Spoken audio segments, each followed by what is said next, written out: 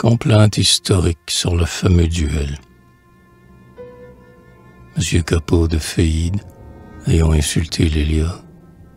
Monsieur Planche, ce jour-là, s'éveilla fort intrépide et fit preuve de valeur entre midi et 1 heure.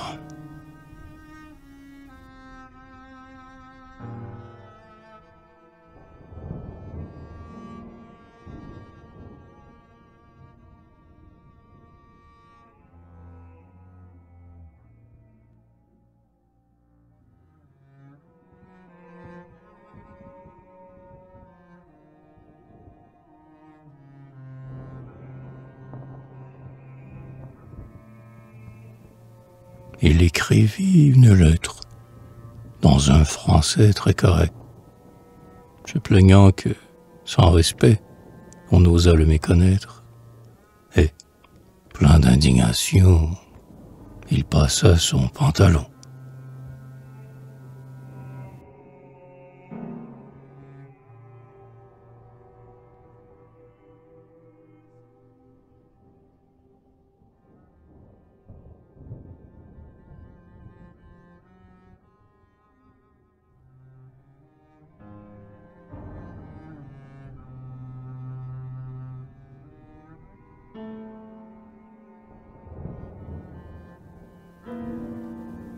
Bulos, dedans sa chambrette, sommeillait innocemment.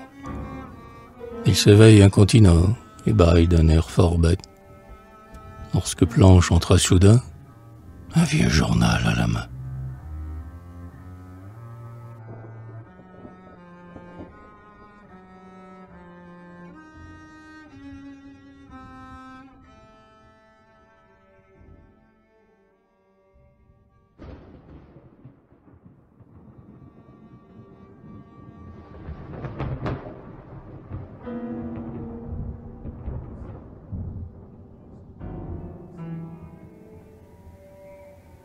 Il avait trouvé en route Monsieur Regnault au Crété. Après l'avoir consulté, comme il n'y comprenait goutte, il l'avait pris sous le bras pour se sortir d'embarras.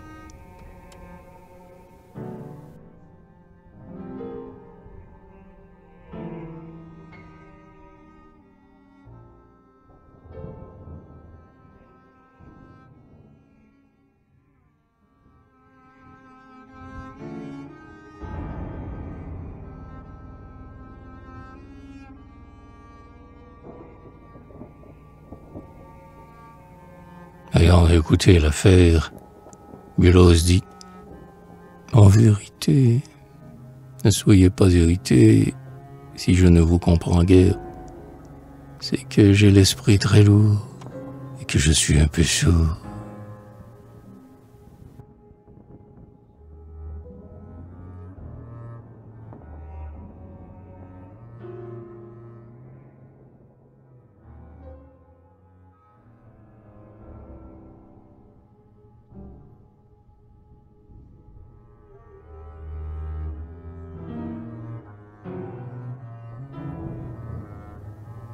Alors Planche, tout en âge, leur dit « C'est pourtant très clair.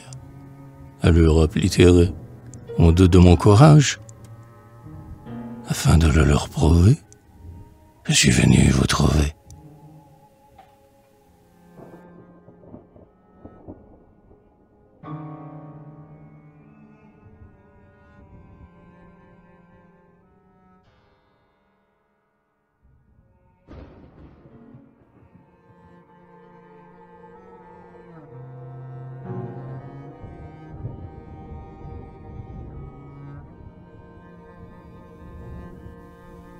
Ils allèrent chez le page pour chercher des pistolets.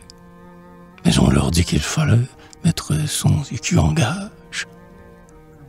Alors Bulos, prudemment, dit « Nous n'avons pas d'argent. »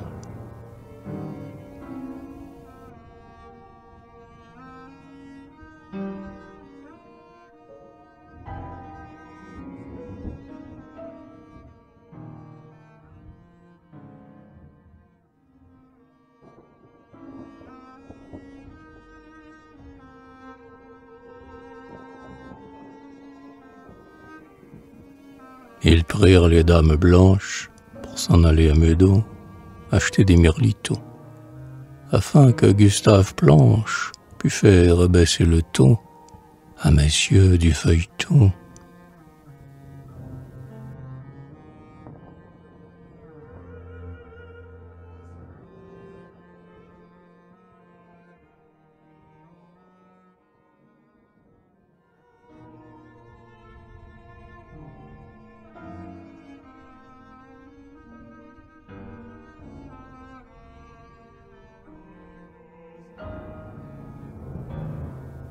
L'ennemi se fit attendre jusqu'à 3h15, ce qui fut canulant, car Bilos brûlait de se rendre chez Madame du Devant, qui l'aimait passionnément.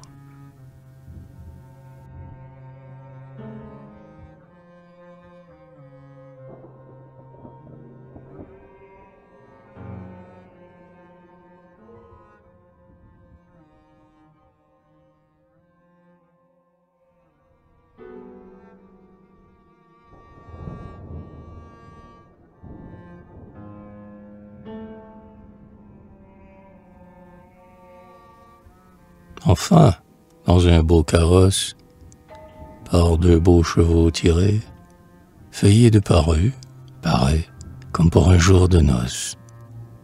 De plus, l'autour mes oreilles et 2 petits pistolets.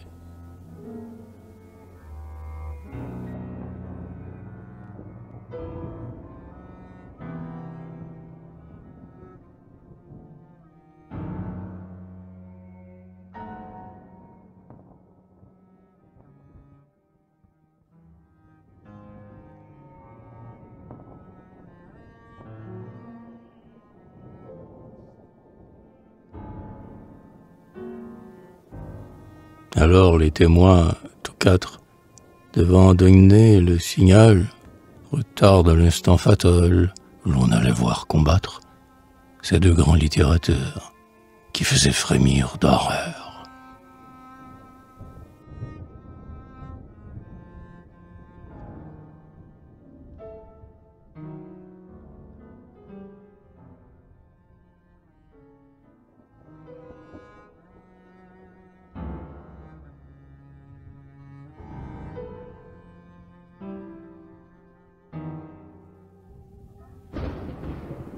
Regnault regardait ses bottes, sans pouvoir trouver un mot. Feuillet dit, à propos, je vais ôter ma culotte afin d'être plus dispo et de n'être pas capot.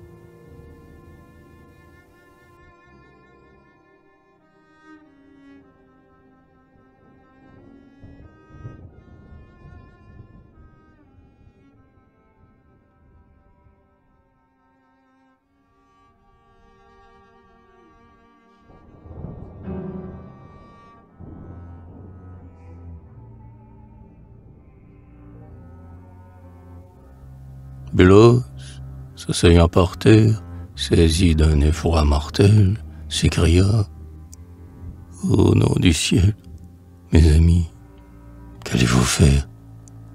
Que deviendra mon journal? Je m'en vais me trouver mal. »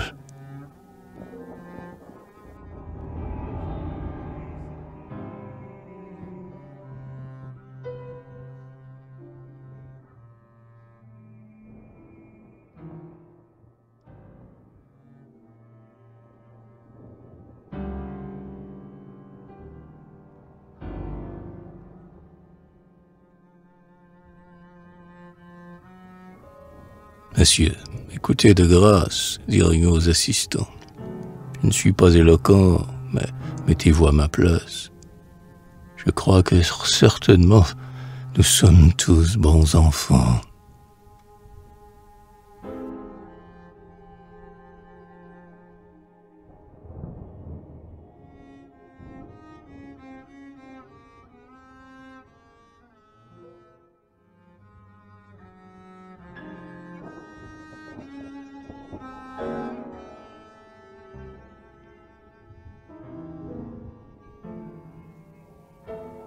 Monsieur Planche a du courage, et Monsieur Feuillet aussi. Pour nous, nous sommes ici pour empêcher le carnage.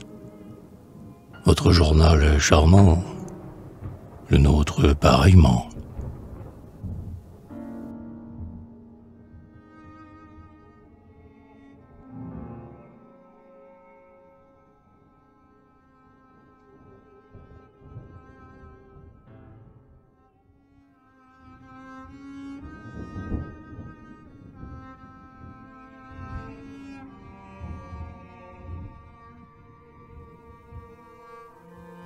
Vous avez raison entière, et nous n'avons pas tort.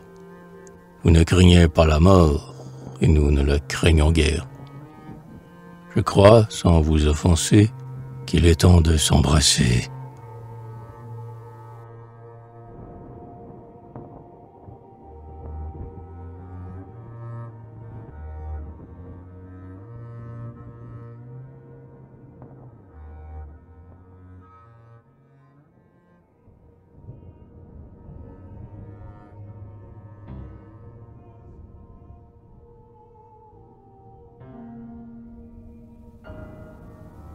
Monsieur, c'est épouvantable, leur dit Bellows tout suant.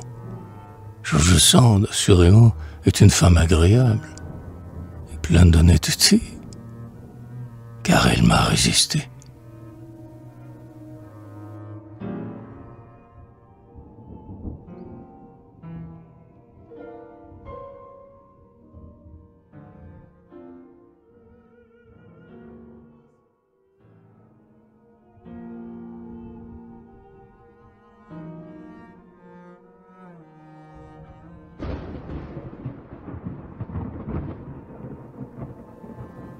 Monsieur, ce n'est pas pour elle, dit Planche, que je me bats. J'ai ma raison pour cela. Je ne sais pas trop laquelle. Si je me bats, c'est pour moi. Je ne sais pas trop pourquoi.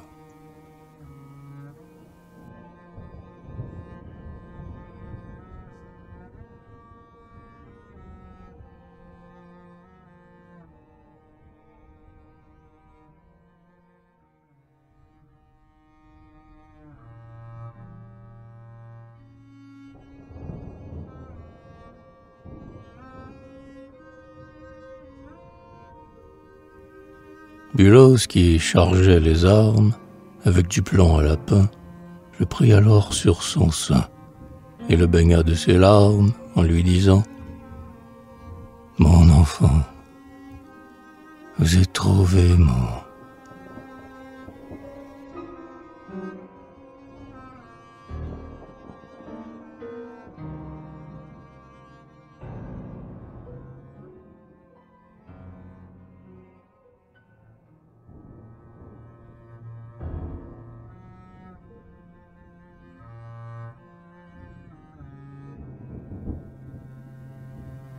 Faïd, le gigantesque, lui dit « Monsieur, s'il vous plaît, donnez-moi mon pistolet. Tous ces discours-là me vesquent. Je ne viens pas de si loin pour voir pleurer les témoins. »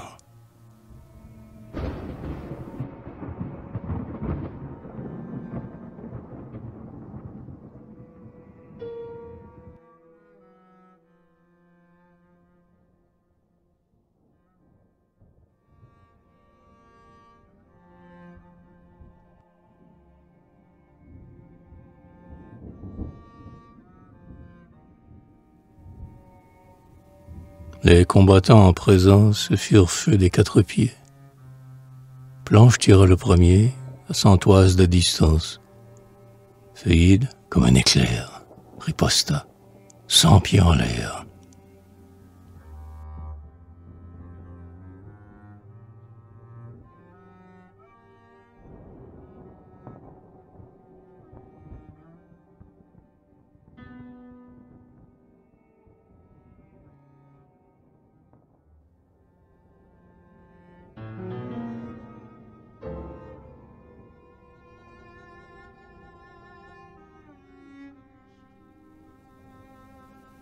Cessez cette boucherie, crièrent les assistants.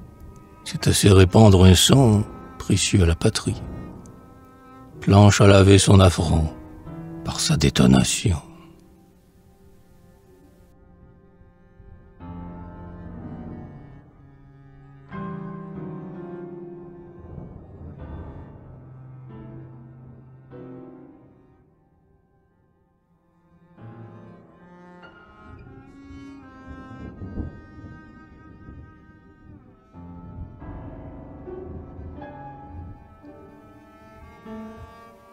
Dedans les bras de Feuillide, Planche s'élance à l'instant et lui dit en sanglotant: « Nous sommes deux intrépides. Je suis satisfait vraiment. Vous aussi, probablement. »